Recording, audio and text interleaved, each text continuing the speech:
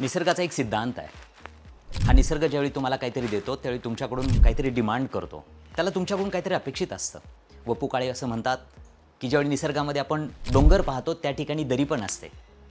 एकाच माणसाला ज्यावेळी कुठल्यातरी एका क्षेत्रामध्ये यशाच्या उंच शिखरावरती हा निसर्ग पोहोचवतो, त्याचवेळी त्याच व्यक्तीला हाच निसर्ग दुसऱ्या एका क्षेत्रामध्ये क्षुद्रातल्या क्षुद्रापेक्षा खाली घेऊन जातो।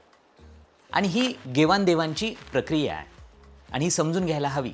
आपण वेगळ्या क्षेत्रात काम करत असताना ज्यावेळी आपल्याला काहीतरी मिळतं त्यावेळी आपल्यावर काहीतरी बंधनं पण असतात आणि त्या बंधनांचं पालन आपण करायला हवं।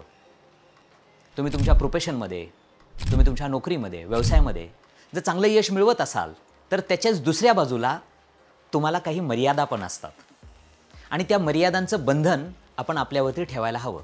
मला स्वातंत्र्य आहे, मला हवं तसं मी जगेल, मला हवं तसं मला काय करायची इच्छा आहे ती मी करेल, ही वाक्यता त्या ठिकाणी कदाचित योग्य नाही आहे। जर तुम्हाला काहीतरी मिळालं आहे तर तुम्हाला द्यावं लागेल हे विसरता कामा नये। काही लोकांना कदाचित चांगली बुद्धी मिळते, त्या बुद्धीच्या जीवावरती ते यश संपादन करतात, म्हणजे त्यांना नावलौकिक मिळेल, संपत्ती मिळेल, नोकरीमध्ये यश मिळेल, व्यवसायामध्ये प्रगती होईल। पण दुसरी बाजू कदाचित असं असेल की शारीरिकदृष्ट्या ते थोडे इतरांपेक्षा कमकुवत राहतील। कुणाला शरीरयष्टी चांगली मिळेल तर थोडं सौंदर्य कमी मिळेल, कुणाला सौंदर्य चांगलं मिळेल तर कदाचित बुद्धी थोडी कमी मिळेल।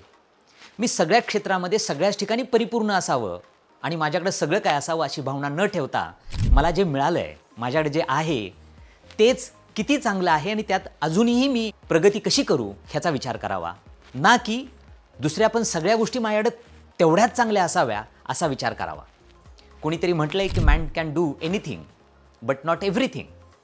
हे वाक्य प्रामुख्यानं लक्षात ठेवावं।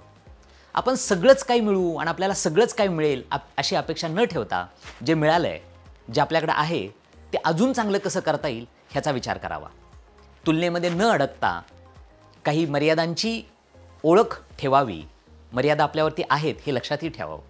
नाहीतर बऱ्याचदा समाजामध्ये लोकांच्या तोंडून आपण हे ऐकतो की मीही माणूस आहे, मला ह्याची आवड आहे, मला त्याची आवड आहे, मला हे करावंसं वाटतं, मला ते करावंसं वाटतं।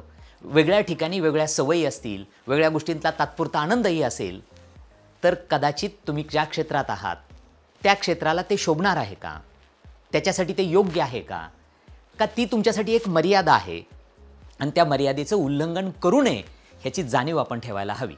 आणि ती जाणीव ठेवून आपल्या स्वतःच्या क्षेत्रामध्ये यश संपादन करण्याचा प्रयत्न करावा। सगळंच काही मला मिळेल ही भावना थोडी बाजूला ठेवून जे मिळालं आहे त्याला अजून चांगलं वाढवण्यासाठी, समाजाच्या आणि स्वतःच्या उपयोगात आणण्यासाठी त्याच्यासाठी प्रयत्न करावा। धन्यवाद।